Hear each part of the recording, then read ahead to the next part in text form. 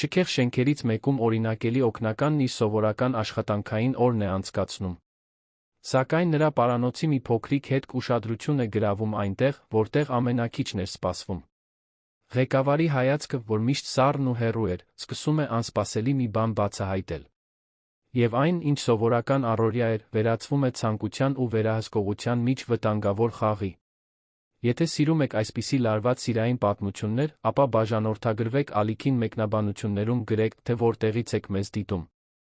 Ես շատ եմ ուզում իմանալ։ Երանը երբեք չի քնում։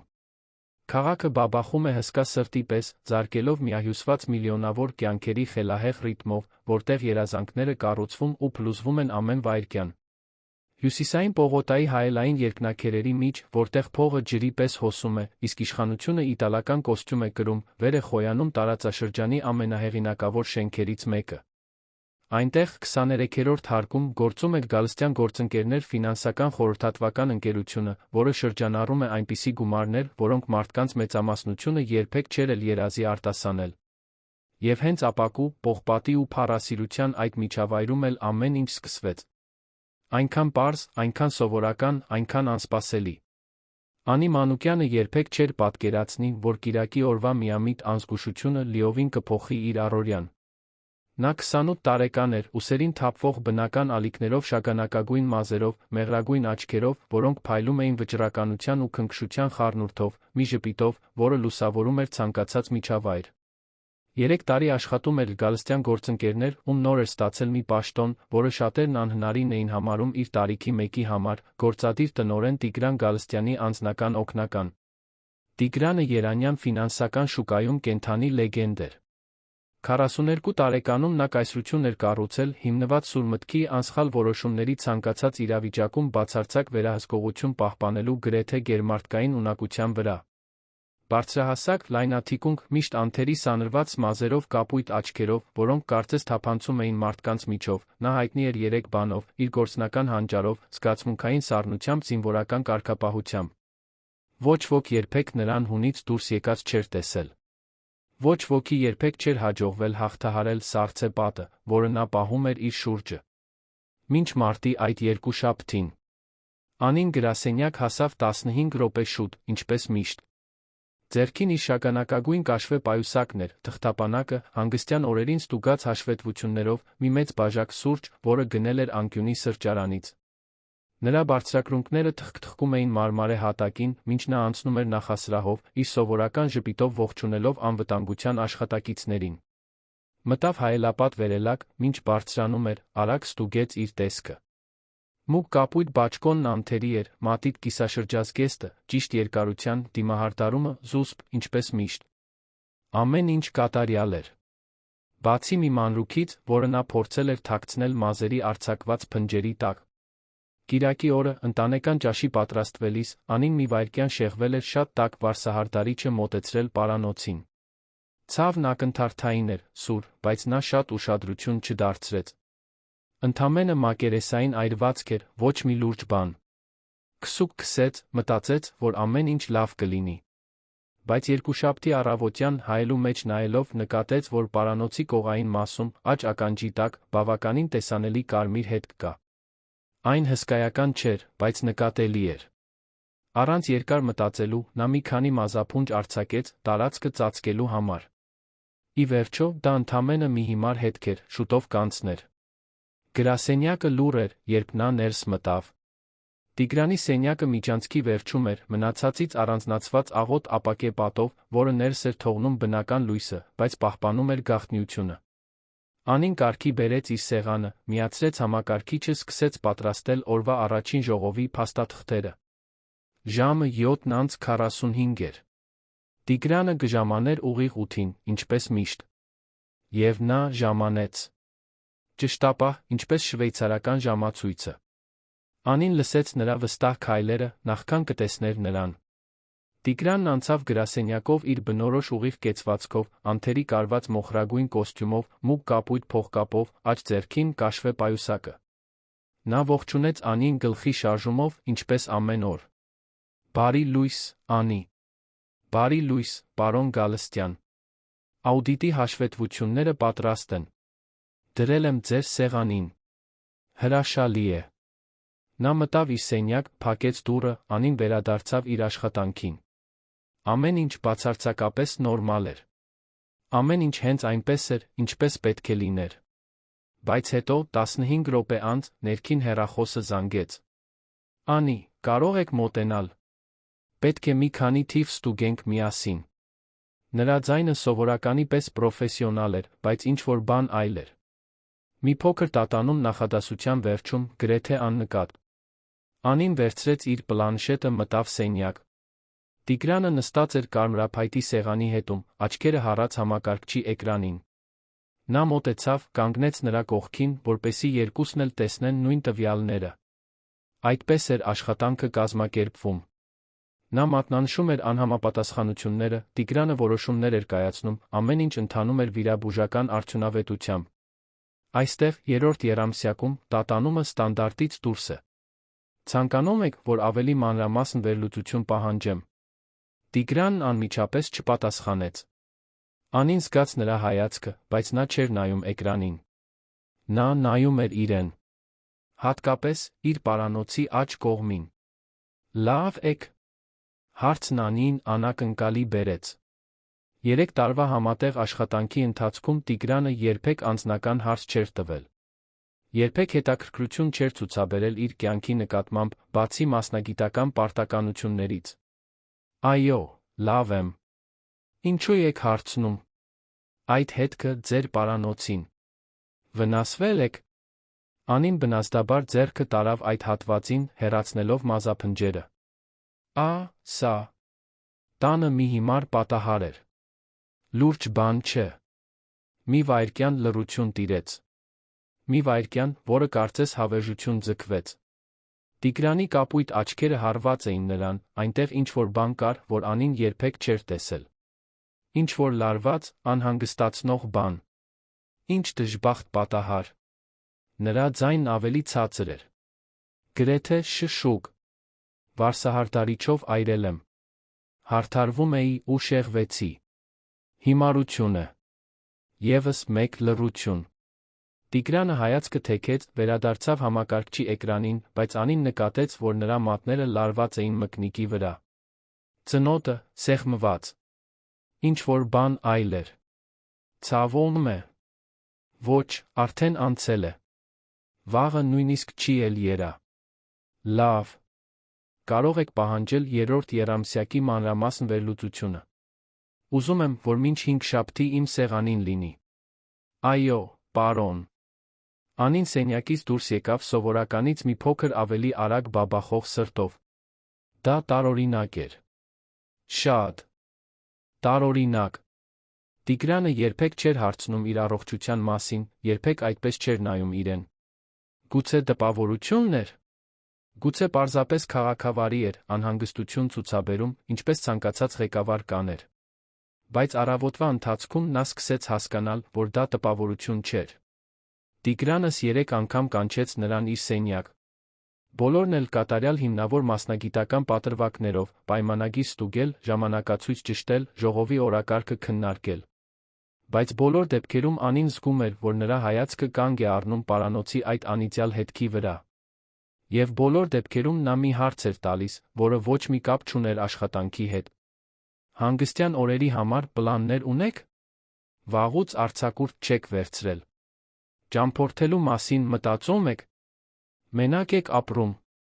Ակնհայտորեն անմեղ հարցեր, որոնք տրվում էին նույն պրոֆեսիոնալ տոնով, բայց Անիին շփոթության մեջ էին գցում։ Ինչ էր կատարվում։ Ճաշի ժամին նա հանդիպեց Նարինեին առաջին հարկի սրճարանում։ Նարինեն աշխատում էր մարդկային ռեսուրսների բաժնում, 35 տարեկան էր, մարդկանց մասին հոգ տանելու մայրական ծուներ Անիի լավագույն ընկերուհին էր այդ ընկերությունում։ Նրանք նստեցին պատուհանի մոտ մի սեղանի շուրջ, հետաքրքրասեր ականջներից հեռու։ Անի ջան, այսօր տարօրինակ ես։ Բան է պատահել։ Անին շուրջը նայեց, համոզվեց, որ ոչ ոք ուշադրություն չի դարձնում, հետո պատմեց։ Պարանոցի հետքը, Տիգրանի տարօրինակ հարցերը, լարված հայացքները։ Նարինեն ուշադիր լսեց, երբ Անին ավարտեց, ընկերուհու աչքերում զվարճալի մի փայլ կար։ Աստված իմ, Անի։ Չես հասկացել։ Ինչը չեմ հասկացել։ Նա խանդել է։ Անին քիչ մնաց խեղդվեր նարնջի հյութից։ Ինչ։ Նարինե, խելագարվել ես։ Խոսքը Տիգրան Գալստյանի մասին է։ Ամենասառը ինքնատիրապետող մարդը, ում ես ճանաչում եմ։ Նա զգացմունքներ չունի։ Նա բարդ ռոբոտի նման մի բան է։ Նարինեն ժպտաց։ Ռոբոտները պարանոցի հետքերի մասին չեն հարցնում։ Ռոբոտները չեն ուզում իմանալ, դու մենակ ես ապրում, թե ոչ։ Սիրելիս, այդ մարդը մտածել է, որ դու ինչ-որ մեկի հետ ես, դա նրան անհանգստացրել է։ Դա անհեթեթություն է։ Այնպես ես կարծում։ Ապա բացատրիր, թե ինչու 3 տարվա ընթացքում նա քեզ երբեք անձնական հարց չի տվել, իսկ այսօր 5-ը։ Անին լռեց։ Չէր կարող լինել։ Պարզապես չէր կարող։ Տիգրան Գալստյանն իր ղեկավարն էր։ Հզոր, հարուստ, անհասանելի մարդ։ Իսկ ինքն ընդամենը օգնականն էր։ Իհարկե, իր գործին տիրապետող, բայց, այնուամենայնիվ, ընդամենը օգնական։ Այն միտքը, որ նա կարող էր ինչ-որ բան զգալ իր նկատմամբ, անհեթեթ էր։ Դա։ Բայց հետո նա հիշեց, թե ինչպես էր Տիգրանը նայում հետքին։ Ձայնի տարբեր տոնը։ Նրա մատների լարվածությունը։ Կարծում եմ, երակայում ես, Նար։ Նա հավանաբար պարզապես քաղաքավարի էր։ Դե, ինչպես կասես։ Բայց ուշադիր եղիր։ Որովհետև եթե ես ճիշտ եմ, այստեղ ամեն ինչ շատ ավելի հետաքրքիր է դառնալու։ Անին վերադարձավ գրասենյակ, փորձելով մոռանալ խոսակցությունը, բայց չկարողացավ։ Ամբողջ կեսօր նա գերզգայուն էր Տիգրանի յուրաքանչյուր շարժման նկատմամբ։ Եվ որքան շատ էր դիտում, այնքան ավելի շատ մանրուքներ էր նկատում, որոնք երբեք առաջ չէր նկատել։ Այն, թե ինչպես էր նա արագ հայացքը թեքում, երբ Անին բռնացնում էր իրեն նայելիս։ Այն, թե ինչպես էր նրա ձայնը մի փոքր ավելի մեղմ դառնում, երբ իրեն էր դիմում։ Այն, թե ինչպես էր նա պատրվակներ գտնում իրեն սենյակ կանչելու համար, նույնիսկ երբ դրա իրական կարիքը չկար։ Եվ պարանոցի հետքը։ Նա չէր կարողանում դադարել նայել այդ հետքին։ Երեքշաբթի օրը Անին մի փորձ արեց։ Դիտմամբ մազերն ամբողջությամբ արձակ թողեց, ամբողջովին ծածկելով հետքը։ Երբ գրասենյակ հասավ, Տիգրանը նրան սովորականի պես ողջունեց, ոչ մի տարօրինակ հարց չտվեց։ Իրեն պահում էր ճիշտ այնպես, ինչպես միշտ։ Պրոֆեսիոնալ, ուղիղ, արդյունավետ։ Չորեքշաբթի օրը նա մազերը հավաքեց էլեգանտ հանգույցով, պարանոցն ամբողջությամբ բաց թողնելով։ Հետքն արդեն գրեթե անհետացել էր, միայն թեթ կարմրություն էր մնացել։ Տիգրանը տեսավ նրան, երբ նա ներս մտավ։ Եվ Անին կերտվեր, որ տեսավ, թե ինչպես նրա ձեռքերը բռունցքվեցին սեղանի վրա։ Անի, պետք է չեղարկեք իմ ժամը 4-ի հանդիպումը։ Եվ հետո եկեք իմ սենյակ։ Մենք պետք է խոսենք։ Օրը ձգվում էր մեղրի պես։ Անին փորձում էր կենտրոնանալ աշխատանքի վրա, բայց միտքը չէր դադարում ենթադրություններ անել։ Ինչու էր նա ուզում խոսել։ Արդյոք դա աշխատանքի մասին էր։ Թե 4:15-ին նա թակեց նրա սենյակի դուռը։ Ներս եկեք։ Տիգրանը կանգնած էր պատուհանի մոտ, նայելով ներքում փռված քաղաքին։ Ձեռքերը տաբատի գրպաններում, կեցվածքը լարված։ Նա չշրջվեց, երբ Անին ներս մտավ։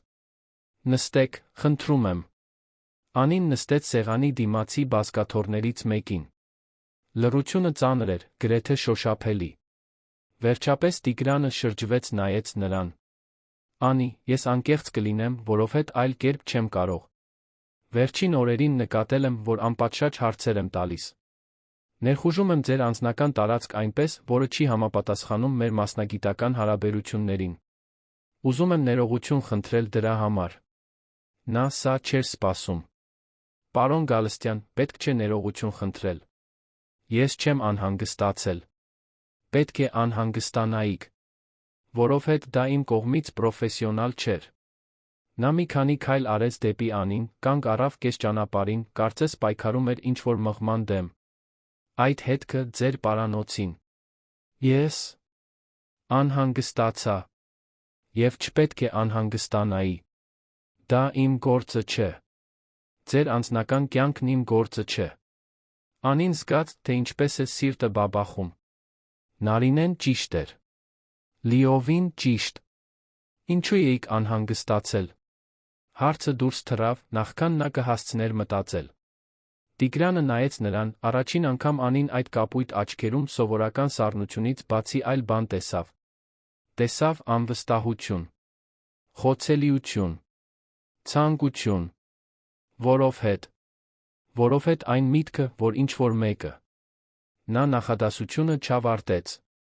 Պարզապես գլուխը թափահարեց, հիասթափված ինքն իրենից։ Ներեցեք։ Սա լիովին անպատշաճ է։ Եկեք վերադառնանք աշխատանքին։ Բայց Անին չէր կարողանում այդպես թողնել։ Իր մեջ ինչ-որ բան, վտանգավոր հետաքրքրասիրություն, մի կայծ, որը չգիտեր ինչպես անվանել, ստիպեց նրան պնդել։ Հետքը վարսահարդարիչից էր։ Ոչ ոք չկա։ Ինչու էր նա սա ասում։ Ինչու էր պարզաբանում։ Նա ոչ մի բանով պարտական չէր նրան։ Պետք չէր բացատրել։ Բայց ուզում էր։ Տիգրանը մի վայրկյան փակեց աչքերը։ Երբ բացեց, այնտեղ ինչ-որ բան այլ էր։ Այնպիսի ուժգին թեթացում, որը գրեթե շոշափելի էր։ Ինչ լավ է։ 2 բառ։ Ընդամենը 2 բառ, որ ասվեցին այնքան ցածր տոնով, որ Անին հազիվ լսեց։ Բայց դրանք բավական էին ամեն ինչ փոխելու համար։ Որովհետև այդ պահին, այդ լուր սենյակում, 23-րդ հարկում, դրսում բաբախող Երանի շենքերի հետում մայր մտնող արի ֆոնին, Անին հասկացավ։ Տիգրան Գալստյանը, ծառցե մարդը, անթափանց գործադիր տնօրենը, ինչ-որ բան էր զգում իր նկատմամբ։ Ինչ-որ բան, որի հետ ինքն էլ չգիտեր ինչպես վարվել։ Ինչ-որ բան, որը նրան այնքան էր վախեցնում, որքան գրավում։ Եվ ամենաանհանգստացնողն այն էր, որ ինքն էլ էր զգում։ Ինչ էր լինելու։ Հիմա։ Անին չգիտեր։ Բայց մինչ վերադառնում էր իր սեղանին, մինչ ծածնում էր, թե աշխատում է հաշվետվությունների վրա, որոնք իրականում չէր կարողանում ըմբռնել, մինչ զգում էր Տիգրանի հայացքի ծանրությունը աղոտ ապակու միջով, նա գիտեր, որ այլս ոչինչ առաջվանը չի լինի։ Այդ անհեթեթ հետքը, այդ հիմար պատահարը մի դուռ էր բացել, որը, թերս, անհնար կլիներ փակել։ Եվ հարցը, որը հնչում էր նրա մտքում, համառ ու սարսափեցնող, հետյալն էր, արդյոք նա իսկապես ուզում էր փակել այդ դուռը։ Հավանում եք այս պատմությունը։ Ասացեք ինձ, թե ինչ կարծիքի եք այս պատմության մասին, ինչպես եք կարծում, այն կավարտվի։ Հաջորդ օրերը վտանգավոր պար էին։ Անին ու Տիգրանը պահպանում էին պրոֆեսիոնալ դիմակը ժողովների, հաշվետվությունների, գործնական որոշումների ժամանակ։ Բայց օդում ինչ-որ բան կար, անտեսանելի էլեկտրական հոսանք, որը տարածվում էր նրանց միջ, երբ մենակ էին մնում։ Մի հայացք, որը 2 վայրկյան ավել էր տում։ Մի ձայն, որը մի փոքր ավելի մեղմ էր դառնում։ Ֆիզիկական մտերմություն, որն անհրաժեշտ չէր, բայց որից ոչ ոք չէր հեռանում։ Անին այդ օրերին իր մասին ինչ-որ բան բացահայտեց։ Բացահայտեց, որ մի կողմ ունի, որը երբեք չէր ճանաչել։ Մի կողմ, որին դուր էր գալիս այն իշխանությունը, որը նա ուներ այդ թվացյալ անսասան մարդու վրա։ Մի կողմ, որն ուզում էր ստուգել սահմանները, սադրել, տեսնել, թե մինչ ուր նա կկարողանա պահպանել վերահսկողությունը։ Իսկ Տիգրանն իր հերթին պարտվում էր ինքն իր դեմ մղվող պայքարում։ Ամեն ինչ սկսվեց նրբանկատորեն։ Նա սկսեց խնդրել, որ Անին աշխատանքից հետո մնա, փաստաթղթերը ստուգելու համար։ Դա երբեք իսկապես հրատապ չէր, բայց միշտ հիմնավոր պատրվակ կար։ Անին համաձայնում էր, նստում նրա կողքին, այդ լուր ժամերին, դատարկ գրասենյակում դրսում լուսավորված քաղաքի ֆոնին, օդն այնքան էր խտանում, որ նա հազիվ էր կարողանում շնչել։ Այդպիսի գիշերներից մեկում, երբ նրանք բարդ պայմանագիր էին վերլուծում, Տիգրանը մի դիտողություն արեց մի կետի վերաբերյալ, Անին չհամաձայնեց։ Ոչ թե ագրեսիվ, այլ ամուր փաստարկներով։ Նա կանգ առավ, նայեց Անին մի արտահայտությամբ, որը զարմանքի ավելի լարված մի բանի խառնուրդ էր։ Դուք չեք վախենում ինձ հակաճառելուց։ Դա հարց չէր։ Դա փաստի արձանագրում էր։ Պետք է վախենամ։ Տիգրանը ժպտաց։ Դա առաջին անգամն էր, որ Անին տեսնում էր նրա իսկական ժպիտը։ Ոչ թե այն քաղաքավարի ու սառը ժպիտը, որը նա օգտագործում էր ժողովներին։ Անկեղծ ժպիտ, որը լուսավորեց նրա կապույտ աչքերը, լիովին փոխեց նրա դեմքը։ Ոչ։ Եվ հենց դրա համար էլ դուք այստեղ եք։ Մեկնաբանությունն օդում կախված մնաց, լի իմաստներով, որոնք շատ ավելին էին, քան պարզապես պրոֆեսիոնալը։ Անին զգաց, թե ինչպես է սիրտը բաբախում։ Հենց այդ ժամանակ էլ ընկերություն մտավ Դավիթ Սարգսյանը։ Դավիթը 26 տարեկան էր, նոր ընդունված ֆինանսական վերլուծաբան, եկել էր երկրի խոշորագույն խորհրդատվական ընկերություններից մեկից տպավորիչ ռեզյումե ուներ։ Բարձրահասակ, հեշտությամբ ժպտացող, միշտ հմայիչ կերպով խառնված շագանակագույն մազերով անկաշկանդ պահվածքով, որը հակադրվում էր միջավայրի լրջությանը, նա առաջին օրվանից իսկ ազդեցություն թողեց։ Եվ շատ չանցած, նկատեց Անիին։ Նա խոհանոցում էր, սուրճ էր պատրաստում, երբ Դավիթը հայտնվեց։ Անզգուշաբար բախվեց նրան, ժպիտով ներողություն խնդրեց, հետո մնաց նայելու, կարծես մի հետաքրքիր բան էր տեսել։ Դուք Անին եք, չէ՞։ Մեծն Տիգրան Գալստյանի օգնականը։ Ես եմ։ Իսկ դուք պետք է Դավիթը լինեք։ Բարի գալուստ, Գալստյան գործընկերներ։ Շնորհակալ եմ։ Սա մեծ փորձառություն է։ Այստեղ բոլորն այնքան լուրջ են։ Բացի ձեզանից։ Դուք իրական եք թվում։ Անին ծիծաղեց։ Իրական։ Վաղուց էր, ինչ-որ մեկն իրեն այդպես էր բնութագրել։ Թող դա ձեզ չխաբի։ Ես կարող եմ շատ լուրջ լինել, երբ պետք է։ Վստահ եմ։ Բայց ինչ-որ բան ինձ հուշում է, որ դուք նա գիտեք ինչպես զվարճանալ, երբ ոչ ոք չի նայում։ Դա սիրախաղ էր։ Հանդուգն, բաց, առանց շրջանցումների։ Եվ Անին, որը սովոր էր Տիգրանի հետ լուր ու չլուծված լարվածությանը, դա թարմացնող համարեց։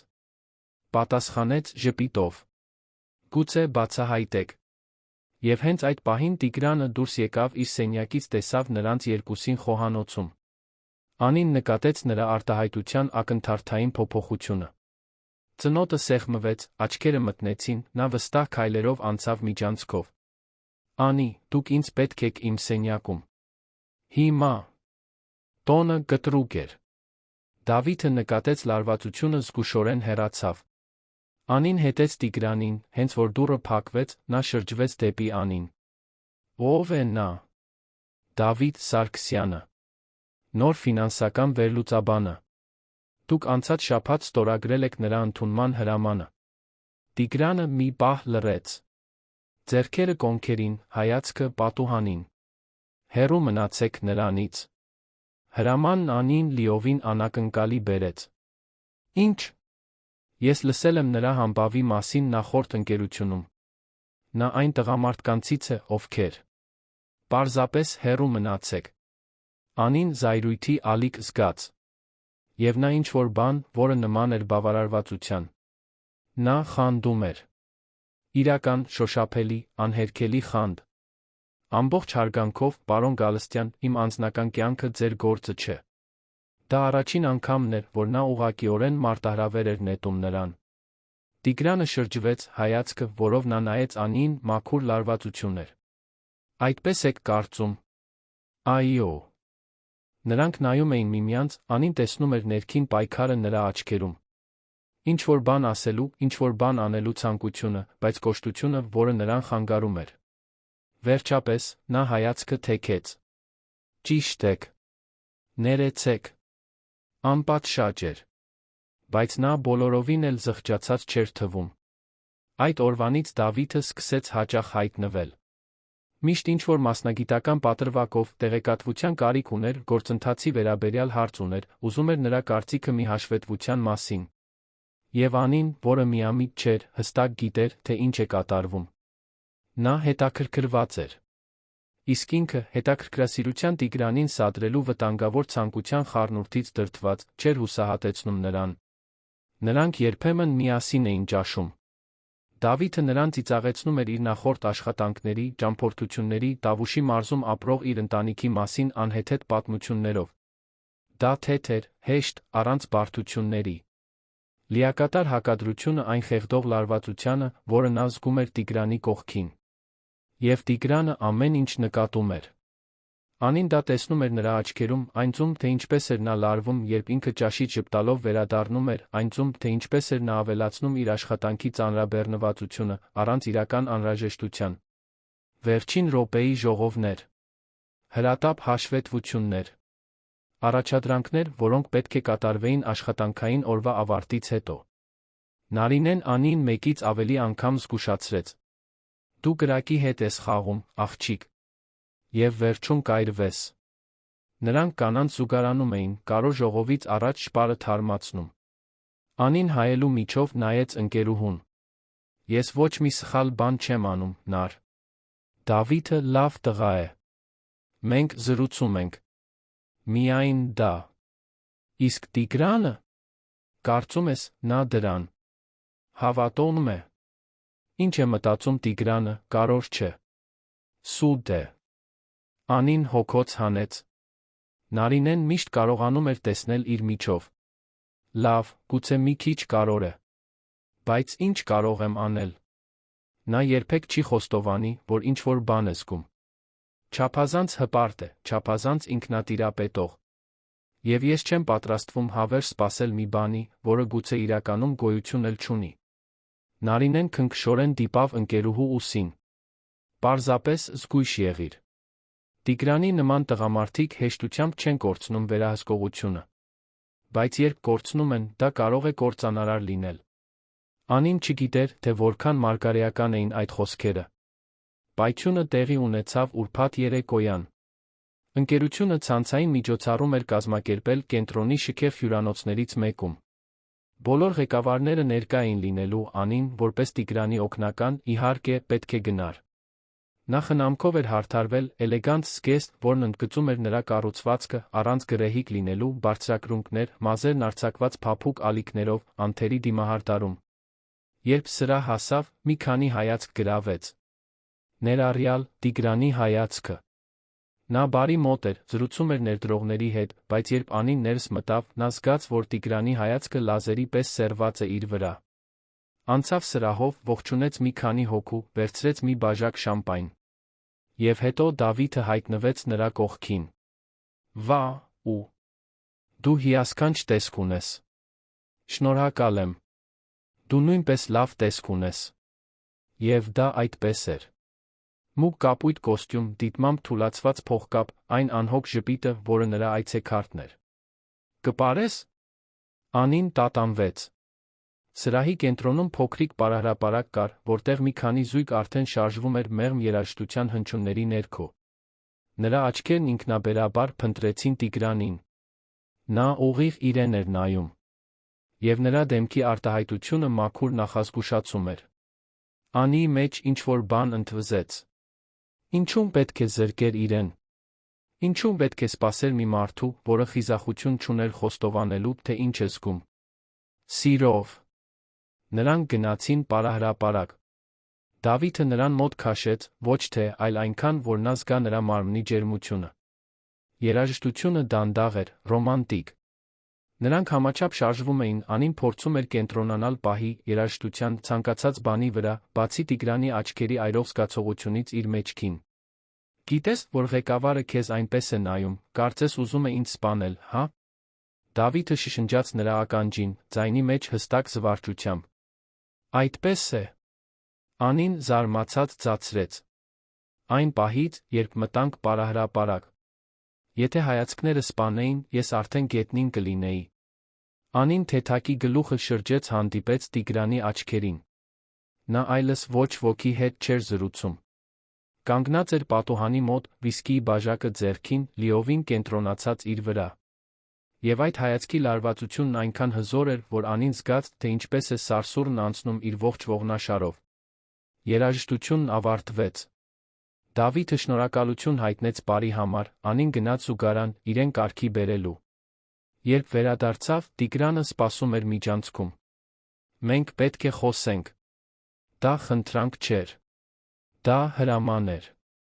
Նա Անին տարավ մասնավոր սրահներից մեկը, որն այդ ժամին դատարկ էր։ Փակեց դուռը։ Ինչ ես կարծում, թե անում ես։ Նրա ձայնը ցածր էր, վտանգավոր կերպով հանգիստ։ Պարում եմ։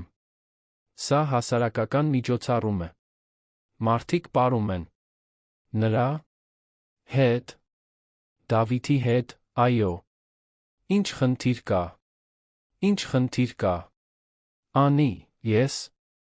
Նա կանգ առավ, ձեռքը տարավ մազերի միջով հիասթափության մի ժեստով, որը նա երբեք չէր տեսել։ Այդ ամբողջ ինքնատիրապետումը, այդ ամբողջ վերահսկողությունը սկսում էր ճակ տալ։ Դու չես կարող դա անել։ Ինչ անել։ Պարել։ Զրուցել։ Ժպտալ։ Ասա ինձ, Տիգրան, կոնկրետ ինչը ես չեմ կարող անել։ Դա առաջին անգամն էր, որ նա նրան անունով էր դիմում։ Եվ ազդեցությունն ակնթարթային էր։ Նա երկու քայլ արեց դեպի Անին, հանկարծ նրանք այնքան մոտ էին, որ Անին կարող էր զգալ նրա օծանելիքի բույրը, տեսնել կապույտ աչքերի շուրջ փոքրիկ կնճիռները, զգալ նրա մարմնից բխող ջերմությունը։ Դու հստակ գիտես, թե ինչ չես կարող անել։ Գիտես, թե ինչ ես անում ինձ հետ։ Գիտես այն առաջին օրվանից, պարանոցիդ այդ անիծյալ հետքից։ Նրա ձայնը խռպոտ էր, լի հում զգացմունքով։ Եվ ինչ եմ անում։ Անին շշնջաց, աչքերով մարտահրավեր նետելով նրան։ Ինձ խելագարեցնում ես։ Հաջորդած լռությունն այնքան խիտ էր, որ կարծես պինդ լիներ։ Անին կարող էր լսել սեփական սրտի բաբախյունը, կարող էր տեսնել Տիգրանի կուրծքը, որը բարձրանում ու իջնում էր ծանր շնչառությամբ։ Նա պայքարում էր ինքն իր դեմ, նա դա հստակ տեսնում էր։ Պայքարում էր նրա դեմ, ինչ ուզում էր, նրա դեմ, ինչ կարծում էր, թե պետք է անի։ Ապա ասա։ Նրա շշուկը գրեթե անլսելի էր։ Ինչ ասեմ։ Ինչ ես ուզում։ Տիգրանը փակեց աչքերը, երբ նորից բացեց, Անին այնտեղ ինչ-որ բան տեսավ, որը նրան վախեցրեց, հիացրեց մի նույն ժամանակ։ Ցանկություն։ Մաքուր, ուժգին, անհերքելի։ Ես քեզ եմ ուզում։ Ուզում եմ քեզ այնպես, ինչպես չպետք է ուզենայի։ Այնպես, որը հակասում է այն ամենին, ինչին միշտ հավատացել եմ պրոֆեսիոնալիզմի, սահմանների, վերահսկողության մասին։ Եվ դա ինձ սպանում է։ Խոստովանությունը կախված մնաց նրանց միջ։ Անին հազիվ էր կարողանում շնչել։ Լարվածության խաղերի, սադրանքների բոլոր շաբաթները հանգուցալուծվեցին այդ պահին։ Ահա նա, սառցե մարդը, լիովին հալված իր առջ։ Իսկ հիմա։ Ինչ ենք անելու սրա հետ։ Չգիտեմ։ Միայն գիտեմ, որ այլս չեմ կարող ծածնել, թե չեմ զգում։ Այլս չեմ կարող տեսնել քեզ նրա հետ, լսել, թե ինչպես ես ծիծաղում նրա հետ, պատկերացնել։ Նրա ձայնը կտրվեց։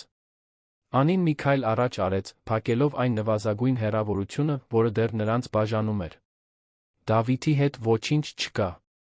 Երբեք չի եղել։ Միշտ դու ես եղել։ Եվ հետո Տիգրանը պարտվեց։ Լիովին պարտվեց։ Նա Անին մոտ քաշեց, ձեռքերը ամուր բռնեցին նրա գոտկատեղը, համբուրեց նրան։ Դա մի համբույր էր, որը տարբերվում էր այն ամենից, ինչ Անին երբեք զգացել էր։ Դա քնքուշ կամ նուրբ չէր։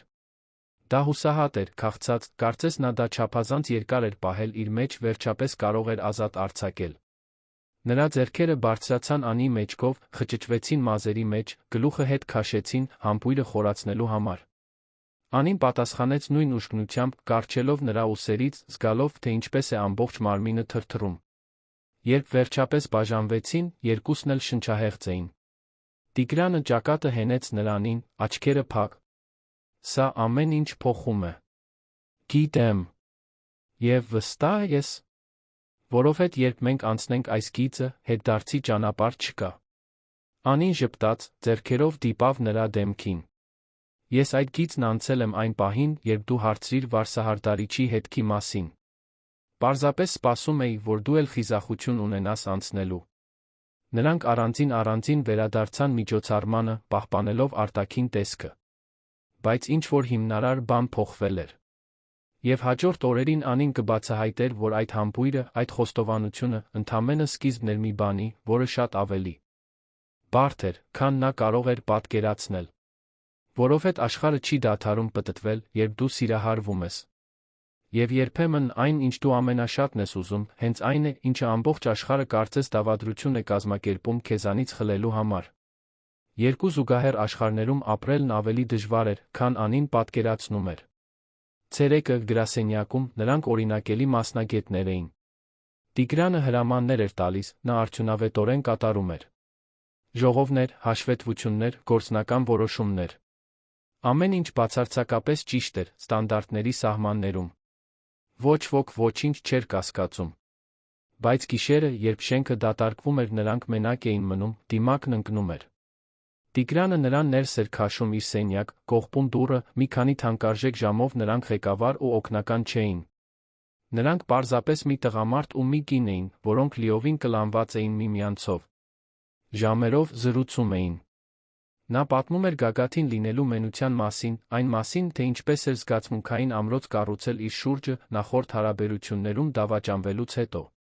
Նա խոսում էր իր երազանքների, վախերի մասին, այն մասին, թե ինչպես էր միշտ իրեն անտեսանելի զգացել, մինչ նա իսկապես տեսավ իրեն։ Եվ համբուրվում էին։ Շատ։ Յուրաքանչյուր համբույր մի բացահայտում էր, մի հանձնում, մի ստանձնած ռիսկ։ Բայց իրականությունը միշտ թակում էր դուռը։ 3 շաբաթ նրանք ապրեցին այդ անորոշության մեջ։ 3 շաբաթ ջնջված հաղորդագրություններ, գողացված հայացքներ, գաղտնի հանդիպումներ։ 3 շաբաթ, որոնց ընթացքում Անին արթնանում էր ժպտալով քնում արագացած սրտխփոցով։ 3 շաբաթ, որոնց ընթացքում Տիգրանը բռնացնում էր իրեն, ժողովների ժամանակ նայելով Անին լիովին մոռանալով, թե ինչ էր ասում։ Մինչ Լիլիթ Մելիքյանը վերադարձավ։ Լիլիթը ընկերությունում լեգենդ էր։ 38 տարեկանում նա Երանի խոշորագույն կորպորատիվ իրավաբանական ընկերություններից մեկի գործընկերն էր, Տիգրանի հետ բարդ անցյալ ուներ։ Նրանք մի քանի տարի առաջ սիրավեպ էին ունեցել, մի լարված կապ, որը վատ էր ավարտվել, երբ նա բացահայտել էր, որ Տիգրանի համար դա ընդամենը ֆիզիկական բան էր, մինչդեռ ինքն ավելին էր ուզում։ Լիլիթը էլեգանտորեն հեռացել էր բեմից, բայց բոլորը գիտեին, որ նա երբեք լիովին չէր հաղթահարել դա։ Եվ հիմա նա վերադարձել էր որպես գործընկեր ընկերության իրավական ներկայացուցիչ, կարոր միաձուլման գործարքում։ Անին նրան առաջին անգամ տեսավ երկուշաբթի առավոտյան։ Բարձրահասակ, շիկահեր, անթերի սպիտակ զգեստով, չափազանց բարձր կրունկներով, մի ներկայություն, որը գերիշխում էր ցանկացած միջավայրում։ Նա անցավ գրասենյակով, կարծես տեղի տերն ինքն էր, ողջունեց մի քանի հոգու, հետո նրա աչքերը հանդիպեցին Տիգրանի աչքերին։ Ժպիտը, որը նա տվեց, մաքուր բավարարվածություն էր։ Տիգրան, ինչքան ժամանակ է անցել։ Լիլիթ։ Նրա ձայնը զուսպ էր, բայց Անին, որը սովորել էր կարդալ յուրաքանչյուր նրբերանգ, նկատեց լարվածությունը։ Լսեցի, որ վերջապես համաձայնել ես Անդրադե Քորպ-ի հետ միաձուլմանը։ Խելացի է։ Ես եմ ներկայացնելու նրանց բանակցություններում։ Կլինի ինչպես հին ժամանակներում միասին աշխատելիս։ Նա դիպավ Տիգրանի թին անփույթ կերպով, չափազանց մտերմիկ, պարզապես պրոֆեսիոնալ լինելու համար։ Անին խանդի այնպիսի ուժեղ խայթոց զգաց, որ զարմացրեց ինքն իրեն։ Դա լինելու է խիստ պրոֆեսիոնալ, Լիլիթ։ Իհարկե։ Խիստ պրոֆեսիոնալ։ Բայց այն ձև, որով նա դա ասաց, այն իմացական ժպիտով, հստակ ցույց տվեց, որ նա դրան չի հավատում։ Բանակցությունները սկսվեցին հաջորդ օրը։ Լիլիթը միշտ ներկա էր, միշտ անթերի, միշտ պատրվակներ էր գտնում Տիգրանի մոտ մնալու համար։ Եվ նա լավն էր։ Անին պետք է խոստովաներ։ Խելացի, պերճախոս, Տիգրանին բավականաչափ լավ էր ճանաչում, որպեսզի իմանար, թե ինչպես նրբանկատորեն սադրել նրան։ Եվ ամեն ինչ նկատում էր։ Մի կեսօր, երբ Անին մտավ ժողովների սենյակ, մի քանի փաստաթուղթ հանձնելու, Լիլիթը նրան ուսումնասիրեց սուր աչքերով։ Դու ես նրա նոր օգնականը։ Ես եմ։ Անի Մանուկյան։ Լիլիթ։ Լիլիթ Մելիքյան։ Նրանք սեղմեցին ձեռքերը։ Լիլիթի սեղմումը ամուր էր, գրեթե ցավոտ։ Տիգրանը միշտ լավ ճաշակ է ունեցել օգնականներ ընտրելիս։ Իրավասություն, գեղեցկություն։ Վտանգավոր համադրություն։ Անին կարթը չկուլ տվեց։ Պարզապես քաղաքավարի ժպտաց դուրս եկավ։ Բայց գիտեր, որ Լիլիթը ինչ-որ բան է կասկածում։ Իրավիճակը բարդացավ, երբ Լիլիթը սկսեց հանդիպումներ նշանակել գրասենյակից դուրս։ Ընթրիքներ, պայմանագրի կետերը քննարկելու համար։ Ճաշեր, ռազմավարությունները համաձայնեցնելու համար։ Միշտ միայն ինքն ու Տիգրանը։ Եվ թե նա միշտ նախապես զգուշացնում էր Անիին, միշտ հավաստիացնում, որ դա ընդամենը աշխատանք է, նա չէր կարողանում խուսափել անվստահությունից։ Նարինեն անմիջապես նկատեց. Օձը վերադարձել է։ Նրանք խոհանոցում էին, ինչպես միշտ, այն փոքրիկ ապաստարանում, որտեղ կարող էին ազատ խոսել։ Օ, Լիլիթը։ Արդեն տեսել եմ, թե ինչպես է նա Տիգրանին նայում այդ հայացքով։ Եվ ավելի վատ, քեզ է նայում այն կատվի ժպիտով, որը կանարեիկա է կուլ տվել։ Անին հոգոց հանեց։ Նա պարզապես իրավաբան է, որն իր աշխատանքն է անում։ Սիրելիս, այդ կինը ոչինչ պատահական չի անում։ Նա ուզում է նրան վերադարձնել։ Եվ կօգտագործի ցանկացած հնարք, որ կարող է։ Նրա մոտ չի ստացվի։ Անին փորձեց վստահ հնչել, բայց ներսում լի էր կասկածներով։ Տիգրանն ու Լիլիթը պատմություն ունեին։ Նրանք ունեին մի բան, որը ինքն ու Տիգրանը դեռ կառուցում էին։ Իսկ եթե նա որոշեր, որ ավելի հեշտ է վերադառնալ մեկի մոտ, ով նույն սոցիալական մակարդակի է, մեկի, ով հասկանում է նրա աշխարհը։ Կարծես կարդալով նրա մտքերը, Նարինեն դիպավ նրա ձեռքին։ Անի ջան, այն ձև, որով այդ մարդը քեզ է նայում, ուրիշ մեկին ցանկացողի հայացք չէ։ Դա լիովին կորած, լիովին սիրահարված մարդու հայացք է։ Սիրահարված։ Բառն արձագանքեց Անիի մտքում։ Նրանք երբեք այդ բառը չէին օգտագործել։ Երբեք հստակ չէին սահմանել, թե ինչ էին իրար համար։ Պարզապես գիտեին, որ դա լարված էր, իրական, անհնար անտեսել։ Այդ գիշեր Անին ուշ մնաց աշխատելու։ Կամ գոնե այդպես էր ասում ինքն իրեն։ Իրականում նա սպասում էր, որ Տիգրանը վերադառնա Լիլիթի հետ ընթրիքից։ Երբ նա վերջապես ժամանեց, ժամը 10-ի կողմերը, նա Տիգրանի սենյակում էր, ծածնում էր, թե պայմանագրեր է ստուգում։ Դեռ այստեղ ես։ Նրա ձայնը հոգնած հնչեց։ Մի քանի բան կար ավարտելու։ Ինչպես անցավ ընթրիքը։ Արդյունավետ։ Միաձուլման վերջին մանրամասները համաձայնեցրինք։ Նա հանեց բաճկոնը, թուլացրեց փողկապը, Անին նրա մեջ ինչ-որ բան տեսավ։ Հիասթափություն։ Լարվածություն։ Լիլիթը ինչ-որ բան փորձեց։ Հարցը դուրս թռավ, նախքան նա կկարողանար զսպել իրեն։ Տիգրանը նայեց նրան, հետո արեց մի բան, որը զարմացրեց նրան։ Նստեց աթոռին, Անին քաշեց իր գիրկը, ամուր գրկեց նրան։ Փորձեց։ Հասկացրեց, որ դեռ հետաքրքրված է։ Որ դա կարող է լավ լինել մեզ երկուսիս համար, պրոֆեսիոնալ, անձնական առումով։ Որ մենք նույն աշխարհից ենք։ Անին քարացավ նրա գրկում։ Իսկ դու ինչ ասացիր։ Տիգրանը նրան հեռացրեց այնքան, որ կարողանա նայել նրա աչքերին։ Որ արդեն գտել եմ մեկին, ով ավելին։ Արժե, քան ցանկացած գործնական միաձուլում։ Մեկին, ով ստիպում է ինձ ցանկանալ լինել ավելին, քան պարզապես հաջողակ գործարար։ Մեկին, ով ստիպում է ինձ կենդանի զգալ։ Անիի սիրտը հալվեց։ Նա դիպավ նրա դեմքին, մատները սահեցրեց նրա միշտ այդքան կատարյալ սանրված մազերի միջով։ Ես քեզ սիրում եմ, Տիգրան։ Դա առաջին անգամն էր, որ նա ասաց։ Բառերը դուրս եկան բնականորեն, անխուսափելիորեն։ Եվ երբ տեսավ, որ նրա աչքերը լցվում են այնպիսի ուժգին զգացմունքով, որը գրեթե ցավոտ էր, հասկացավ, որ ճիշտ բան է արել։ Ես էլ եմ քեզ սիրում։ Ավելի շատ, քան կարծում էի, թե հնարավոր է սիրել որևէ մեկին։ Նրանք համբուրվեցին, այդ անգամ դա այլ էր։ Դա հուսահատություն կամ շտապողականություն չէր։ Դա խոստում էր։ Դա պարտավորություն էր։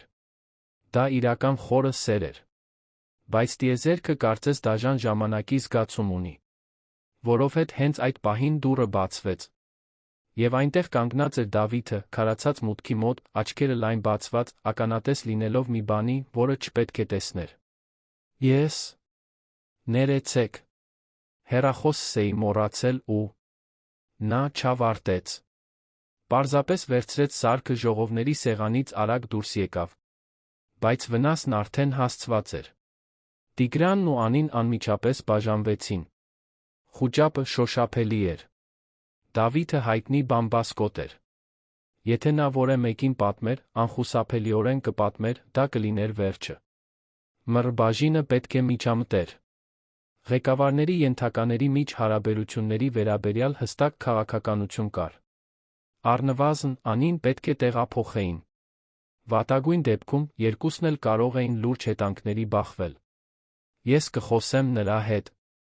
Տիգրանն արդեն վեր էր կենում, բայց Անին բռնեց նրան։ Ոչ։ Ավելի վատ կլինի։ Թույլ տուր ես փորձեմ։ Անին Դավիթին գտավ կայանատեղիում։ Նա հենված էր մեքենային, ակնհայտորեն ցնցված։ Դավիթ, սպասիր։ Նա շրջվեց, նրա դեմքի արտահայտությունը վիրավորանքի զայրույթի խառնուրդ էր։ Ուրեմն սա էր։ Ամբողջ ընթացքում։ Դրա համար դու ինձ երբեք իրական հնարավորություն չտվեցիր։ Որովհետև քնում էիր ղեկավարի հետ։ Այդպես չէ։ Ապա ինչպես է, Անի։ Բացատրիր ինձ։ Բացատրիր, թե ինչպես է սա էթիկական։ Ինչպես է սա ճիշտ։ Ես սա չեմ պլանավորել։ Պատահեց։ Եվ այո, ես գիտեմ, որ բարդ է, բայց իրական է։ Դավիթը ծիծաղեց, բայց դա դառը ծիծաղ էր։ Իրական։ Կարծում ես, նա կստանձնի։ Սա։ Կարծում ես, Տիգրան Գալստյանի նման տղան կկործանի։ Իր հեղինակությունը մի օգնականի պատճառով։ Բառը դուրս եկավ ապտակի պես։ Անին ցավ զգաց, բայց պահպանեց ինքնատիրապետումը։ Դա քո գործը չէ, Դավիթ։ Եվ ես քեզ խնդրում եմ, որպես ընկեր, ոչ ոքի չասես։ Խնդրում եմ։ Նա երկար նայեց Անիին։ Հետո գլուխը թափահարեց։ Ես չեմ ասի։ Բայց ոչ քո համար։ Կամ նրա։ Լուր կմնամ, որովհետև չեմ ուզում խառնվել այս ռումբին։ Բայց դուք կրակի հետ եք խաղում։ Եվ երբ այն պայթի, իսկ այն կպայթի, չասեք, որ ձեզ չեն զգուշացրել։ Նա նստեց մեքենան հեռացավ, Անին մենակ թողնելով դատարկ կայանատեղիում։ Երբ նա վերադարձավ գրասենյակ, Տիգրանը պատուհանի մոտ էր, նայում էր քաղաքին։ Անին պատմեց խոսակցության մասին։ Նա լուր լսեց։ Նա ճիշտ է։ Տիգրանի ձայնը ցածր էր։ Ինչի՞։ Մասին։ Ամեն ինչի։ Սա կպայթի։ Եվ երբ պայթի, դու ավելի շատ կտուժես, քան ես։ Մարդիկ քեզ կդատեն, կասեն, որ դու օգտվել ես դիրքից, կկործանեն քո հեղինակությունը։ Անին մոտեցավ նրան, ստիպեց, որ նայի իրեն։ Եվ կարծում ես, ինձ համար դա կարևոր է։ Տիգրան, ես ի սկզբանե գիտեի ռիսկերի մասին։ Ես ընտրել եմ սա։ Ընտրել եմ քեզ։ Բայց ես չեմ կարող քեզ խնդրել ամեն ինչով ռիսկի դիմել։ Դու չես խնդրում։ Ես եմ առաջարկում։ Նրանք կանգնած էին այնտեղ, գրկախառնված, մինչ երանը փայլում էր ներքում։ Եվ առաջին անգամ Անին զգաց, որ ոչ միայն սերն է նրանց միավորում։ Դա գիտակցված որոշում էր, պայքարելու նրա համար, ինչ զգում էին, անկախ գնից։ Բայց գինը կգար ավելի շուտ, քան նրանք պատկերացնում էին։ Լիլիթն իմացավ։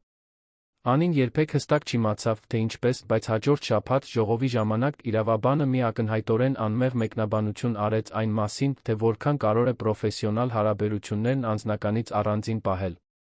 Եվ այն ձը, որով նա նայեց Անիին, հստակ ցույց տվեց, նա գիտեր։ Եվ եթե Լիլիթը գիտեր, ժամանակի հարց էր, մինչ մյուսներն էլ իմանային։ Բամբասանքները սկսվեցին նրբանկատորեն։ Գործընկերների տարբեր հայացքներ։ Խոսակցություններ, որոնք դադարում էին, երբ Անին մոտենում էր։ Օդում մի լարվածություն, որը նախկինում չկար։ Եվ հետո մռբաժինը Անիին հրավիրեց հանդիպման։ Կարինե Պետրոսյանը, մարդկային ռեսուրսների տնօրենը, 50 տարեկան, լուրջ պրոֆեսիոնալ կին էր։ Նա խնդրեց, որ Անին նստի, անմիջապես անցավ գործին։ Անի, իմ ուշադրությանն են հասել որոշ բամբասանքներ ձեր պարոն Գալստյանի միջ հնարավոր անպատշաճ հարաբերությունների մասին։ Ես պետք է, որ դուք ազնիվ լինեք ինձ հետ։ Ինչ-որ բան կատարվում է։ Անին զգաց, թե ինչպես է աշխարհը փլուզվում։ Կարող էր ստել։ Կարող էր ամեն ինչ հերքել։ Բայց իր մեջ ինչ-որ բան ընդվզեց թաքցնելու, ամաչելու գաղափարի դեմ, թե ինչ էր զգում։ Այո։ Կա։ Հաջորդած լռությունը խլացուցիչ էր։ Կարինեն հոգոց հանեց ակնոցները, ձեռքը տարավ դեմքին։ Անի, դուք հասկանում եք, որ սա հակասում է աշխատավայրում հարաբերությունների մեր քաղաքականությանը։ Հատկապես ղեկավարի ենթակայի միջ։ Հասկանում եմ։ Բայց մենք սա չենք պլանավորել։ Պարզապես պատահեց։ Դա չի փոխում այն փաստը, որ կա շահերի լուրջ բախում։ Ես պետք է խոսեմ նա պարոն Գալստյանի հետ։ Եվ հետո մենք պետք է որոշումներ կայացնենք, թե ինչպես վարվել։ Ինձ կարող են տեղափոխել։ Ես կարող եմ աշխատել այլ բաժնում։ Միայն մեզ չխնդրեք բաժանվել։ Անիի ձայնի խոցելիությունը շոշափելի էր։ Կարինեն նրան նայեց կարեկցանքին մոտ մի բանով։ Ես կանեմ հնարավորը։ Բայց ոչինչ խոստանալ չեմ կարող։ Անին մռբաժնի սենյակից դուրս եկավ դողացող ոտքերով։ Երբ հասավ իր սեղանին, Տիգրանը սպասում էր։ Նրա հայացքը լուր հարց էր։ Նա պարզապես գլուխը թափահարեց, նա հասկացավ. նրանք դժվարության մեջ էին։ Լուրջ դժվարության։ Եվ օդում կախված հարցն այն էր, արդյոք նրանց սերը բավականաչափ ուժեղ էր գալիք փորձություններին դիմակայելու համար։ Մըր բաժնի հետ հանդիպումը նշանակված էր հաջորդ ուրբաթ օրը։ Տիգրանն ու Անին առանձին կանչված պետք է ներկայացնեին իրենց տեսակետները։ Եվ հետո տնօրինությունը որոշում կկայացներ։ Այդ հանդիպմանը նախորդող շաբաթը Անիի կյանքի ամենադժվար շաբաթներից մեկն էր։ Գրասենյակում լարվածությունը գրեթե անտանելի էր։ Բոլորը գիտեին։ Հայացքները, շշուկները, լռությունները, երբ նա անցնում էր։ Որոշ գործընկերներ խուսափում էին նրանից, մյուսները զուսպ աջակցություն էին ցուցաբերում։ Նարինեն ամբողջ ընթացքում նրա կողքին էր, կատաղի պահապանի պես։ Թող խոսեն։ Դու ոչ մի սխալ բան չես արել։ Դու սիրահարվել ես։ Դա հանցագործություն չէ։ Բայց կարծես թե այդպես է։ Անիի ձայնը հոգնած էր։ Լիլիթն իր հերթին կարծես զվարճանում էր քաոսով։ Նուրբ մեկնաբանություններ էր անում ժողովների ժամանակ, միշտ այն թունավոր ժպիտով։ Մի կեսօր նա Անին մենակ մնացին վերելակում։ Գիտես, Անի, ես հիանում եմ քո խիզախությամբ։ Թե դա միամտություն է։ Կարծել, որ Տիգրանի նման մարդը քեզ կընտրի իր կարիերայի փոխարեն։ Անին նայեց նրան։ Դուք նրան այնքան էլ լավ չեք ճանաչում, որքան կարծում եք։ Այդպես է։ Ես նրան ճանաչել եմ, երբ նա դեռ կայանում էր։ Տեսել եմ, թե ինչի է ընդունակ իր կայսրությունը պաշտպանելու համար։ Իսկ դու, սիրելիս, ռիսկ ես այդ կայսրության համար։ Վերելակի դռները բացվեցին, Լիլիթը դուրս եկավ, իր թունավոր խոսքերը թողնելով օդում։ Այդ գիշեր Անին ու Տիգրանը ժամերով զրուցեցին նրա բնակարանում։ Դա առաջին անգամն էր, որ նա այնտեղ էր, տարածքի մտերմությունն ամեն ինչ ավելի իրական դարձրեց։ Իսկ եթե ինձ աշխատանքից հանեն։ Անին կծկվել էր բազմոցին, գրկել ծնկները։ Տիգրանը նստեց նրա կողքին, մոտ քաշեց իրեն։ Ապա մենք այլ լուծում կգտնենք։ Դու կարող ես աշխատել այլ ընկերությունում, նույնիսկ ավելի լավ։ Ես կարող եմ օգնել քեզ այդ հարցում։ Ես այդպես չեմ ուզում քո օգնությունը։ Ես ուզում եմ իմ արժանինքներով հասնել ամեն ինչի։ Եվ դու հասնում ես։ Անի, դու փայլ ունես։ Ցանկացած ընկերություն կուզենար քեզ։ Բայց խնդիրը դա չէ։ Խնդիրն այն է, որ մեր երջանկությունը կախված է ուրիշ մարդկանց հավանությունից։ Այն է, որ մենք պետք է թաքնվենք, կարծես ամոթալի բան ենք անում։ Տիգրանը լռեց, Անին տեսավ ներքին պայքարը նրա աչքերում։ Զղջում ես։ Նրա հարցը լի էր վախով։ Ոչ։ Երբեք։ Բայց հոգնել եմ այսպես զգալուց։ Հոգնել եմ վախենալուց։ Հոգնել եմ թաքնվելուց։ Ապա եկեք այլս չթաքնվենք։ Անին զարմացած նայեց նրան։ Ինչ նկատի ունես։ Եկեք բացահայտենք։ Հրապարակայնորեն։ Եկեք գնանք ուրբաթ օրվա հանդիպմանը ասենք ճշմարտությունը։ Որ մենք միասին ենք, որ դա լուրջ է, որ մենք կգտնենք միջոց, որպեսզի սա աշխատի, առանց ընկերությանը վնասելու։ Իսկ եթե թույլ չտան, ապա ես կհեռանամ։ Խոսքերն ընկան ռումբի պես։ Անին հեռացավ, նայելով նրան։ Դու չես կարող դա անել։ Ընկերությունը քո կյանքն է։ Դու ես իմ կյանքը հիմա։ Այն ուժգնությունը, որով նա դա ասաց, Անիի աչքերը լցրեց արցունքներով։ Տիգրան, դու այս ամենը կառուցել ես։ Չես կարող պարզապես դեն նետել իմ պատճառով։ Ոչ թե քո պատճառով։ Մեր պատճառով։ Եվ եթե ես պետք է ընտրեմ փողով լի շենքի քո միջ, ես ընտրում եմ քեզ։ Միշտ։ Նրանք համբուրվեցին, Անին զգաց, թե ինչպես են իր բոլոր պաշտպանական պատերը փլուզվում։ Այդ մարդը, այդ անհնարին մարդը, պատրաստ էր ամեն ինչով ռիսկի դիմել իր համար։ Բայց նա թույլ չէր տա։ Հինգշաբթի օրը Անին արեց մի բան, որը երբեք չէր պատկերացնի, թե ընդունակ է անելու։ Հանդիպում նշանակեց տնօրինության հետ։ Առանց Տիգրանին զգուշացնելու։ Առանց որե մեկին զգուշացնելու։ Եվ երբ մտավ այդ ժողովների սենյակ, որտեղ ընկերության 5 գլխավոր ղեկավարները նայում էին իրեն հետաքրքրասիրության դժգոհության մեջ տատանվող արտահայտություններով, նա խորը շունչ քաշեց խոսեց։ Գիտեմ, որ բոլոր տեղյակ եք իմ Տիգրանի մասին։ Եվ գիտեմ, որ վաղը մենք պաշտոնական հանդիպում կունենանք այս հարցով։ Բայց ես ուզում էի ձեզ հետ խոսել նախապես։ Նա ելույթ չէր պատրաստել։ Պարզապես թույլ տվեց, որ խոսքերը հոսեն սրտից։ Ես սիրահարվել եմ իմ ղեկավարին։ Չեմ պլանավորել, չեմ մանիպուլացրել, չեմ օգտագործել դա առավելություններ ստանալու համար։ Պարզապես պատահեց։ Եվ գիտեմ, որ սա հակասում է ընկերության քաղաքականությանը։ Գիտեմ, որ ստեղծում է կոնֆլիկտներ։ Բայց նա գիտեմ, որ այն, ինչ մենք զգում ենք, իրական է։ Ճշմարիտ է։ Այնպիսի բան է, որը մարդիկ ամբողջ կյանքում փնտրում են։ Նա դադար տվեց, նայելով նրանցից յուրաքանչյուրի աչքերին։ Ես այստեղ եմ ասելու, որ պատրաստ եմ անել այն ամենը, ինչ անհրաժեշտ է, սա ճիշտ ձով լուծելու համար։ Ինձ կարող են տեղափոխել այլ բաժին։ Ես կարող եմ աշխատել այլ հարկում։ Կարող եմ նույնիսկ հեռանալ ընկերությունից, եթե անհրաժեշտ լինի։ Բայց ես չեմ պատրաստվում ներողություն խնդրել սիրելու համար։ Եվ թույլ չեմ տա, որ դրա համար կործանեն Տիգրանին։ Նա լավագույն մարդկանցից մեկն է, ում ես ճանաչում եմ։ Եվ եթե ինչ-որ մեկը պետք է վճարի այս իրավիճակի համար, թող դա լինե մեզ։ Հաջորդած լռությունը բացարձակ էր։ Հետո Ռուբեն Թադոսյանը, ֆինանսական տնօրենը, 60 տարեկան մի մարդ, որը միշտ արդար էր եղել նրա հետ, խոսեց. «Անի, ձեր ազնվությունը հիացմունքի է արժանի։ Եվ Տիգրանին պաշտպանելու ձեր պատրաստակամությունը նույնպես։ Բայց նա գիտի, որ դուք այստեղ եք։ Ոչ։ Եվ հավանաբար կզայրանա, երբ իմանա»։ Ռուբենը թեթակի ժպտաց։ Հավանաբար։ Տեսեք, մենք սա ներքին կարգով կքննարկենք։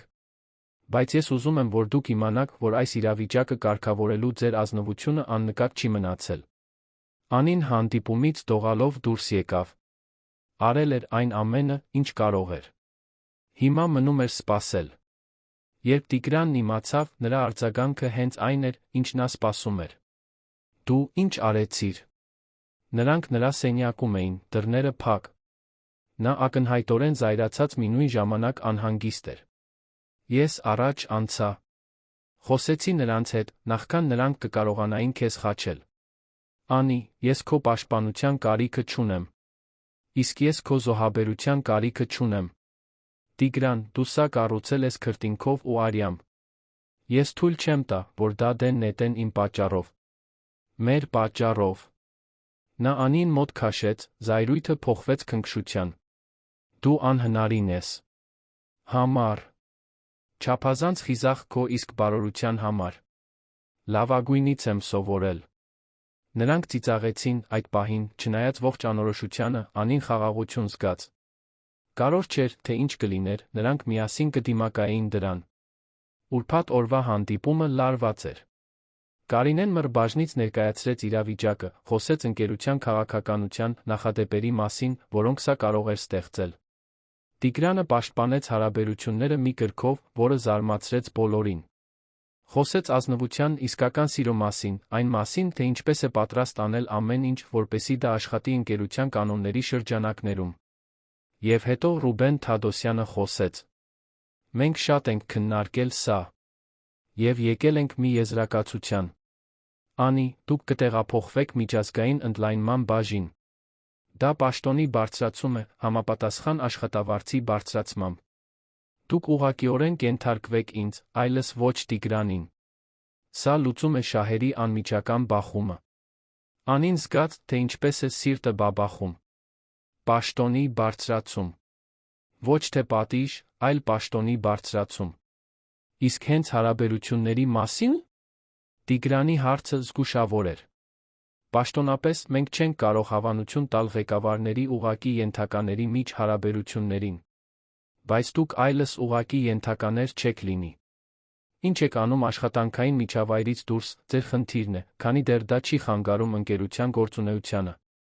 Եվ հուսով ենք, որ զուսպ կլինեք։ Դա ավելին էր, քան նրանք սպասում էին։ Շատ ավելին։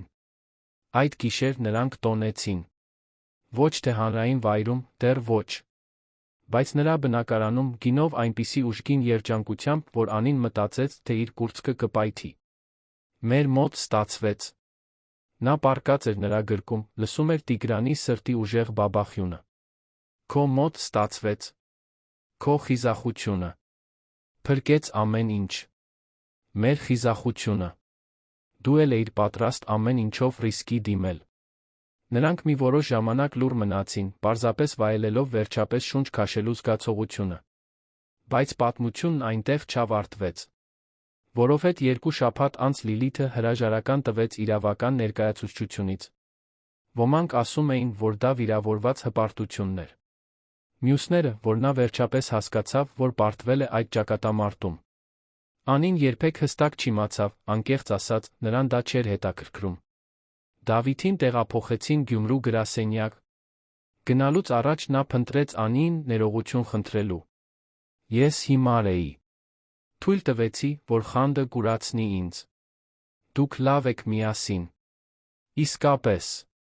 Անին ընդունեց ներողությունը, նրանք լավ հարաբերություններով բաժանվեցին։ Նարինեն, ինչպես միշտ, մշտական հենարանն էր։ Եվ երբ Անին վերջապես պատմեց բոլոր մանրամասները, ընկերուհին պարզապես ժպտաց։ Ես գիտեի առաջին օրվանից։ Այն անհեթեթ վարսահարդարիչի հետքից։ Ես տեսա, թե ինչպես նա նայեց քեզ, մտածեցի, այս մարդը կորած է։ Լիովին կորած։ Հաջորդ ամիսները հարմարվելու ամիսներ էին։ Անին հաջողության հասավ իր նոր պաշտոնում, ապացուցելով, որ իր իրավասությունը ոչ մի կապ չունի հովանավորչության հետ։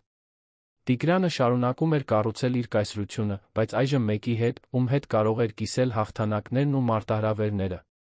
Եվ հետո, այն առաջին ճակատագրական երկուշաբթիից 6 ամիս անց, Տիգրանն արեց այն, ինչ Անին երբեք չէր սպասում։ Նրանք Դիլիջանում էին երկարացված հանգստյան օրերին։ Դա առաջին անգամն էր, որ միասին ճամփորդում էին, առաջին անգամն էր, որ կարող էին պարզապես զույգ լինել, առանց անհանգստանալու հայացքների կամ դատողությունների մասին։ Անտառի բացատը մեկուսի էր, արը սկսում էր մայր մտնել, երկինքը ներկելով նարնջագույն վարդագույն երանգներով։ Տիգրանը կանգ առավ, Անին մոտ քաշեց, հետո ծնկի իջավ։ Անի Մանուկյան, այն օրվանից, երբ դու մտար իմ սենյակ այդ հետքով պարանոցիդ, իմ կյանքը գլխիվայր շուռ եկավ։ Դու ինձ սովորեցրիր, որ վերահսկողությունը նույնը չէ, ինչ ապրելը։ Որ պատերը ծառայում են պաշտպանելու, բայց նա բանտարկելու համար։ Որ սիրելը ամենամեծ ռիսկն ու ամենամեծ պարկն է, որ գոյություն ունի։ Նա գրպանից մի տուփ հանեց, բացեց, բացահայտելով ադամանդե մատանի, որը փայլում էր մայրամուտի լույսի տակ։ Ամուսնացիր ինձ հետ։ Ոչ թե որովհետև դա հաջորդ տրամաբանական քայլն է, կամ որովհետև դա այն է, ինչ մարդիկ սպասում են, այլ որովհետև ես չեմ կարող պատկերացնել իմ կյանքի օր առանց քեզ։ Որովհետև դու միակ մարդն ես, ով ստիպում է ինձ ցանկանալ ավելի լավը լինել։ Որովհետև սիրում եմ քեզ ավելի շատ, քան կարծում էի, թե ընդունակ եմ սիրելու։ Անին լաց էր լինում։ Լաց էր լինում, մի նույն ժամանակ ժպտում։ Այո։ 1000 անգամ այո։ Նա մատանին դրեց նրա մատին, վեր կացավ, համբուրեց նրան, մինչ ծառերի սաղարթը սոսափում էր, աշխարհը կարծես կատարյալ կերպով դասավորվում էր։ Այդ գիշեր, պառկած ցանցաճոճում, իրենց վարձած տան պատշգամբում, նայելով աստղերին, Անին մտածեց, թե ինչպես ամեն ինչ սկսվեց։ Մի հիմար հետք։ Մի անհեթեթ պատահար։ Մի թյուրիմացություն, որը սկիզբ դրեց մի շարք իրադարձությունների, որոնք լիովին փոխեցին նրանց կյանքը։ Գիտես ինչն է զվարճալի։ Նրա ձայնը խախտեց լռությունը։ Ինչը։ Եթե ես չայրեի պարանոցս այդ վարսահարդարիչով, այս ամենից ոչինչ տեղի չէր ունենա։ Դու երբեք չէիր հասկանա, որ ինչ-որ բան ես զգում։ Տիգրանը ծիծաղեց։ Ես ի վերջո կհասկանայի։ Գուցե պարզապես ավելի երկար տեր։ Քեզ անհնար է անտեսել։ Բայց խոստովանիր, որ հենց այդ փոքրիկ հետքն էր, որ սկիզբ դրեց ամեն ինչին։ Խոստովանում եմ։ Մի անհեթեթ հետք, որը ստիպեց ինձ հասկանալ, որ մեռնում եմ խանդից մի բանի համար, որը նույնիսկ գոյություն չուներ։ Եվ ինչ լավ է, որ խանդեցիր։ Եվ ինչ լավ է, որ դու որոշեցիր սադրել։ Նրանք ծիծաղեցին, այդ ծիծաղի մեջ կար այն մարդկանց ողջ թեթությունը, ովքեր վերապրել են փոթորիկները հասել ապահով նավահանգիստ։ 6 ամիս անց նրանք ամուսնացան։ Դա փոքր, մտերմիկ արարողություն էր, միայն մոտ հարազատներն ու իսկական ընկերները։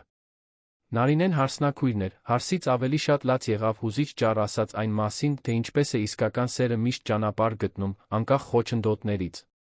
Կյանքը կատարյալ չդարձավ։ Նրանք դեռ ունեին մարտահրավերներ, վեճեր, դժվար պահեր։ Անին դեռ համառ էր, իսկ Տիգրանը դեռ փորձում էր ամեն ինչ վերահսկել։ Բայց հիմա նրանք դա անում էին միասին, որպես թիմ։ Եվ ամեն անգամ, երբ ինչ-որ մեկը հարցնում էր, թե ինչպես են ծանոթացել, ինչպես է ամեն ինչ սկսվել, նրանք փոխանակվում էին հասկացող հայացքով ծիծաղում։ Որովհետև իսկական պատմությունը մի հետքի պատմությունը, որն իրական չէր, բայց բացահայտեց զգացմունքներ, որոնք ավելի իրական էին, քան ցանկացած բան, միշտ կմնար իրենցը։ Մի քաղցր գաղտնիք, որը նրանք խնամքով պահում էին։ Որովհետև, ի վերջո, կարևոր չէր, թե ինչպես ամեն ինչ սկսվեց։ Կարևորն այն էր, որ սկսվել էր։ Եվ որ հաջողվել էր։ Երբեմն Անին նայում էր Տիգրանին, այն մարդուն, որն այնքան անհասանելի էր թվում, որն այժմ ամեն գիշեր քնում էր իր կողքին, զարմանում էր այն տարօրինակ ուղիների վրա, որոնցով կյանքն է ընթանում։ Թե ինչպես մի հիմար պատահարը կարող է փոխել ամեն ինչ։ Թե ինչպես մի փոքր սուտը կարող է բացահայտել ամենամեծ ճշմարտությունը։ Թե ինչպես խանդը կարող է լինել առաջին ճաքը մեկի զրահի վրա, ով ամբողջ կյանքում պաշտպանվել է։ Եվ նա երախտապարտ էր։ Երախտապարտ վարսահարդարիչի համար։ Երախտապարտ հետքի համար։ Երախտապարտ, որ Տիգրանը բավականաչափ խանդոտ էր, իր իսկական զգացմունքները ցույց տալու համար։ Երախտապարտ, որ խիզախություն էր ունեցել սադրելու, ռիսկի դիմելու, պայքարելու նրա համար, ինչ ուզում էր։ Որովհետև իսկական սերը կատարելության մասին չէ։ Այն մեկին գտնելու մասին է, ում թերությունները կատարյալ կերպով համապատասխանում են քոնին։ Մեկին, ով քեզ տեսնում է, իսկապես տեսնում է, այնուամենայնիվ, ընտրում է մնալ։ Մեկին, ում համար դու պատրաստ ես ամեն ինչով ռիսկի դիմել, որովհետև կյանքն առանց այդ մարդու իսկապես ապրել չէր լինի։ Եվ Անին ու Տիգրանը դա ունեին։ Նրանք գտել էին իրար երանի քաոսի մեջ, աղյուսակների ու ժողովների միջ, թաքնված պրոֆեսիոնալիզմի սոցիալական դիմակների հետում, այն, ինչը մարդկանց մեծամասնությունն ամբողջ կյանքում փնտրում է, առանց երբեք գտնելու։ Նրանք գտել էին սեր։ Իրական, խորը, փոխակերպող սեր։ Եվ այս ամենը պարանոցի մի փոքրիկ հետքի պատճառով։ Պատմության ավարտը, սիրելի ունկնդիրներ, հուսով ենք, որ Անի Տիգրանի պատմությունը հուզեց ձեր սրտերը։ Եթե հուզվել եք, դրեք ձեր հավանումը, բաժանորդագրվեք ալիքին մեկնաբանություններում, պատմեք, թե ինչն է ձեզ ամենաշատը տպավորել։ Ամեն օր մենք ներկայացնում ենք այսպիսի լարված պատմություններ, որոնք բացահայտում են մարդկային հոգու ամենախորը կողմերը։ Սպասում ենք ձեզ հաջորդ թողարկմանը։